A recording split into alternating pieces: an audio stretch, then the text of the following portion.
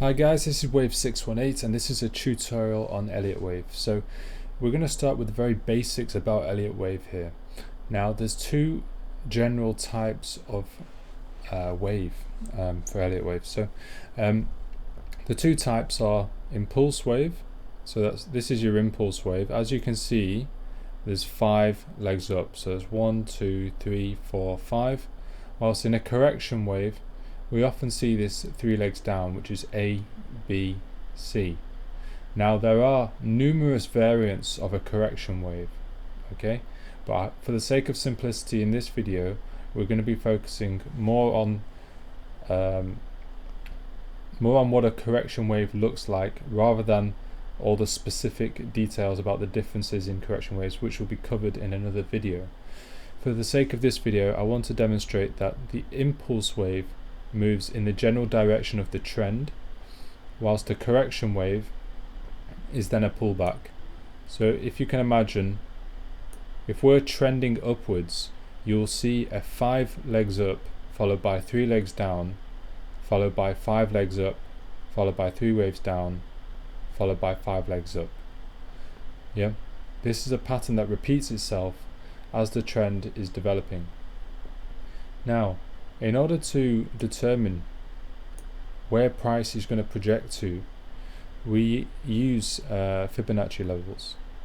So once we've seen this wave 1 form, we're then looking for a wave 2. So how do we determine where wave 2 will finish?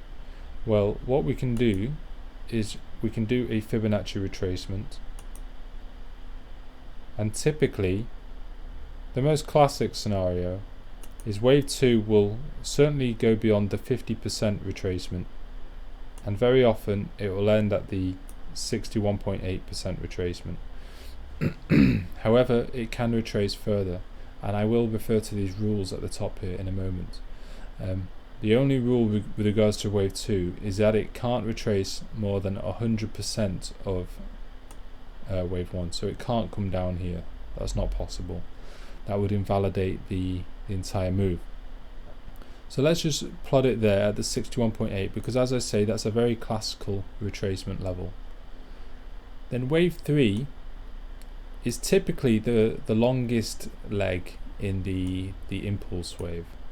However, it doesn't have to be the longest. Wave 1 or wave 5 could be the longest, but it's important that wave 3 is not the shortest wave. If wave 3 is the shortest, then the move is invalidated. Yeah, that's another one of our rules, as we can see here.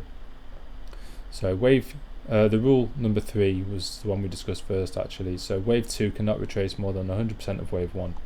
So typically it's a 61.8% retracement. And then rule 2 was wave 3 cannot be the shortest wave. Okay. Now after wave 3 we have wave 4. Now typically with wave 4 the retracement is not as deep as wave 2. So let's just delete that fib retracement there, and now we'll plot a new one.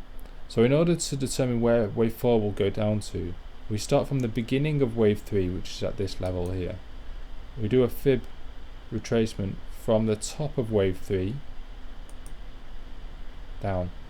Okay, you can see the wave 4 is already plotted quite nicely at this 38.2 retracement. This is typically where it will retrace to. Technically, wave 4 can come down to any level, providing it doesn't cross with wave 1. For example, here, wave 4 is crossing with wave 1, which means it's no longer an impulse wave. Yeah. As per the rule number 1 here, wave 4 cannot overlap wave 1. Now, there is one exception to that, and that's in a pattern called a diagonal, which is another type of impulse wave where the waves do overlap like this. However, this is quite a rare finding, and so I would never assume that we're in a wave like that in trading, because the probability of it being the case is very low. If you see overlapping waves like this, it's more likely a corrective wave. Yeah. Anyway, wave 4s typically retrace to 38.2. You very often see them come to 50% also, but 38.2 is the most common. Now wave 5, the way I usually like to project wave 5 is I do a Fibonacci extension of waves 0 to 3. So if this is wave 0 here, this is the genesis of the entire impulse move, and we do a fib extension of 0 to 3 and retrace that from, extend that from the retracement of wave 4. Wave 5 will typically come to the 0.618 extension of waves 0 to 3. Okay. Now 0.786 is also another common place for wave 5 to finish. However, I'll leave it here because this is the most common, the 0.618 extension of wave 0 to 3. Okay, so this is our classical, oh dear, this is our classical impulse wave right here, 5 waves up. And the reason wave 2 retraces a lot is because at this stage the move has not established itself.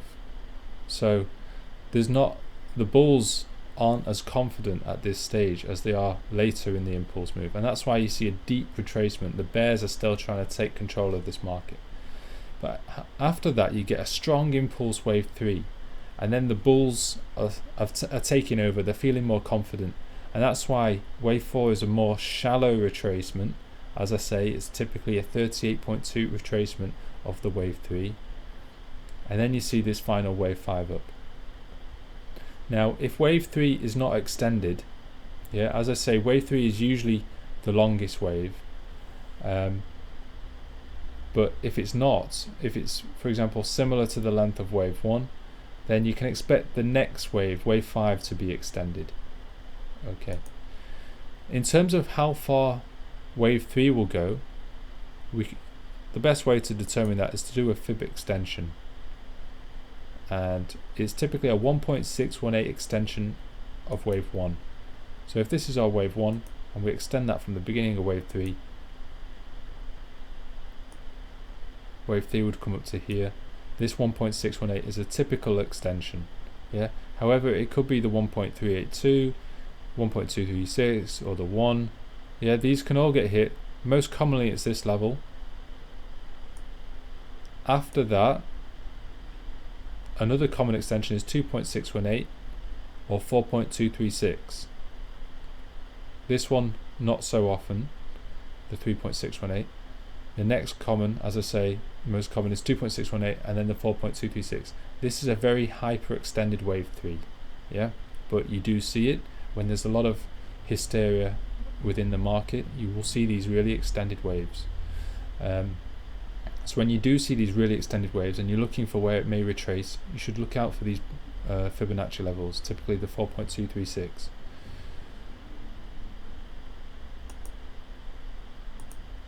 Right, so, and as I say, wave 5 is typically a 0.618 extension of waves 0 to 3. So that's our impulse wave right there. Now, after you've seen 5 legs up, you can expect to see a correction wave. There's many different waves of correction patterns, and in this video I'm only going to talk about a zigzag, which is what I've drawn here. We call this an ABC zigzag, and most typically in a zigzag, A wave will be equal to C wave. Okay, so if we do a fib extension, if this is our A wave,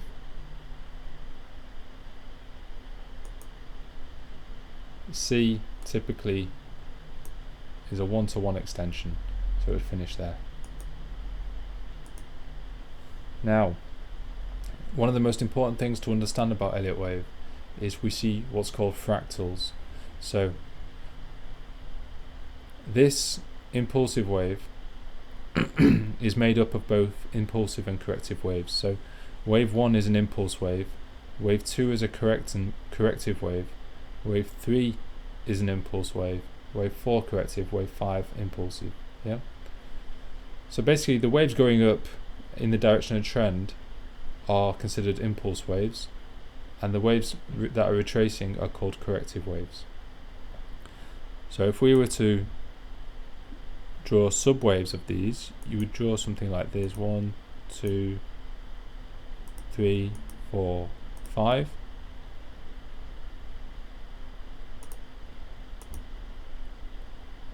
And then the retracement would be like A, B, C. Yeah? This is how you would do the subwave count. And again, for wave 3, you would see 5 legs up, so you'd see 1, 2, 3, 4, 5. And you get the picture. This would be 3 legs down, and this would be another 5 legs up. Okay. Likewise with a zigzag. Yeah. Now, as I say, there's lots of variations, but in the case of a zigzag, you get an impulse down, then a corrective wave, and then another impulse wave down. Yeah. So this would be 5 waves down: 1, 2, 3, 4, 5. The B leg would be corrective, so it's A, B, C. And then you'd get another impulse down in the C leg: 1, 2, 3, 4, 5. Okay, so that's what you can expect from a fractal point of view. Likewise, on a larger degree, if we could say this is all part of a larger wave 1 up to here, because we've had 5 waves up. The correction, the ABC, is wave 2, and then we can see wave 3. There's not enough space to draw this, but wave 3 would be right up here, wave 4, and wave 5 even higher. Yeah. So this is the fractal aspect to Elliott wave that we see on every time level. You'll see it on the 1 minute chart, you'll see it on the weekly chart, the monthly chart. These patterns will be there to see. Now, these are the very regularly drawn Elliott wave patterns, and it's not always that easy to interpret, unfortunately, and it does take a lot of experience and screen time to get used to seeing these patterns. But this is the general gist of it. In this video, I want to illustrate the difference between an impulse wave and a correction wave. In further videos, I'll be describing all the different types of correction wave. Impulse waves are typically looking like this. However, you can get what's called a diagonal, and a diagonal, I'll explain in detail what happens with a diagonal in another video. But basically, it starts to look very corrective rather than like an impulse. Wave 4 overlaps wave 1, which makes everyone think it can't be an impulse wave. And then, yeah, you'll get a picture something like that. Okay, so that, however, I won't go into that in this video. So this is your typical 5 waves up, then you get your 3 legs down correction pattern. And this is in an uptrend, obviously. If it was downtrending, you'd see the opposite. You'd see these 5 legs down and then 3 legs up. So for example, if price was coming down, 1, 2, 3, 4, 5, you'd then see a retracement like this: A, B, C. Oh, sorry, that was a rather deep retracement there. But yeah, you'd see a retracement like that. Yeah, before seeing the next big wave down here. Yeah. So impulse waves move in the direction of the trend, whilst correction waves move in the direction against the trend. Typically, you see the highest volume on the wave 3. Yeah. The impulse waves generally have more volume, whilst you'll see falling volume within the correction waves. For example, a wave 2 or a wave 4. And the ABC pattern will again have much less volume than the impulse wave. And obviously, on a lower degree, this is an impulse wave down, so that will have more volume than this correction wave up. and then again you'll see higher volume in this impulse wave down. Yeah. So that's the general aspect to Elliott wave. Here are your 3 rules. These are the only rules regarding Elliott wave. Yeah, so I think that sums up just a little bit about what an impulse and a corrective wave are. As I say, impulse waves, there's only one main variance. It looks like this. Obviously there's different Fib extension levels, as I mentioned, all the different levels that wave 3 could go to, which will change how extended the wave looks, but it will still apply to these 3 rules no matter what, except in the case of a diagonal, which, as I say, is rare, and you should never bet on being in a diagonal pattern. Correction waves we'll go into a lot more detail with, because there's a lot of different variants, and this is the key to understanding Elliott wave. Yeah. Once a corrective wave is finished, you can expect an explosive move out, and you have to fully understand all the variants of correction waves before you can capitalize on that, because very often you can think that you're in a correction wave that's finished, and all of a sudden you find out it's forming a more complex correction wave, and this is what catches traders out time and time again. This is when people lose faith in Elliott wave and say that it's nonsense. And yeah, for me, Elliott wave is very, very profitable. It's a huge aspect to my technical analysis, and combined with other indicators, particularly Fibonacci levels, volume, momentum divergence, it's a very powerful indicator. So I'll leave it at that in this video, but look forward to further videos, further in-depth videos on Elliott wave, where we'll explore Elliott wave technical analysis in more detail. Alright, I'll leave it at that.